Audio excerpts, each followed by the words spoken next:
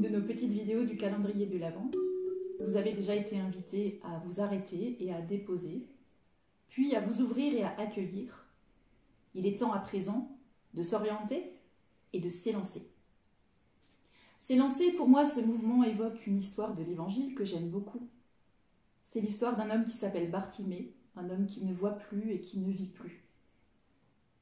Un jour, alors qu'il est assis là au bord du chemin, il entend la voix, cette voix qu'il attendait.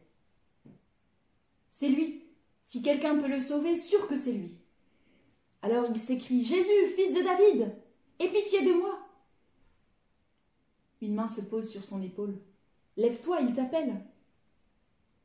Alors, sans l'ombre d'une hésitation, Bartimée jette son manteau et il s'élance à l'aveugle vers cette voie. Il en faut du courage pour courir vers quelqu'un quand on ne voit pas. Vous avez déjà essayé ? J'ai pu faire cette expérience un jour pendant une formation et je me rappelle très bien la boule au ventre au moment de m'élancer en courant les yeux bandés vers quelqu'un qui m'appelait. C'était vertigineux, mais aussi un peu excitant. Il y a des moments dans un chemin de vie où il faut s'élancer à l'aveugle, vers un nouveau projet, un nouveau travail, une nouvelle école. Pour certains, c'est chaque matin qu'il faut s'élancer à l'aveugle, dans une nouvelle journée pleine d'incertitudes. Parfois, c'est nous qui choisissons d'aller vers la nouveauté, parfois l'inconnu s'impose à nous et alors il faut s'élancer quand même. Qu'est-ce qui nous donne la force de nous lever et de nous jeter vers ce qui nous attend sans garde-fou ? Un jour, une jeune fille s'est élancée à l'aveugle, dans un projet complètement fou. Quelqu'un lui a dit un jour « Tu seras la mère du Fils de Dieu ». Il faut le croire ça quand même.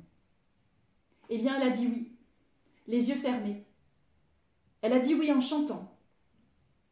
Pour elle, pour Marie, c'est sa confiance absolue en Dieu qui lui a donné le courage de dire oui. Croire en Dieu, c'est s'élancer à l'aveugle, et ça n'a rien d'une évidence. Dans le monde tourmenté qui est le nôtre, dans cette humanité qui a parfois si peu visage humain, dans l'obscurité qui nous environne, il en faut de la foi pour pouvoir dire « je crois en Dieu ».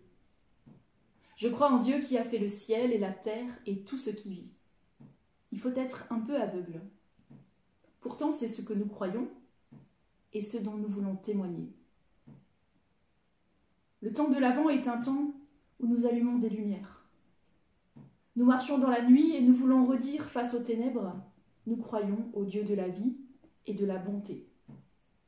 Nous le faisons avec persévérance, avec obstination, avec foi, avec un petit grain de folie, mais ce sont les fêlés qui laissent passer la lumière. Alors que Dieu nous donne le courage de nous lever et de nous élancer vers cette lumière.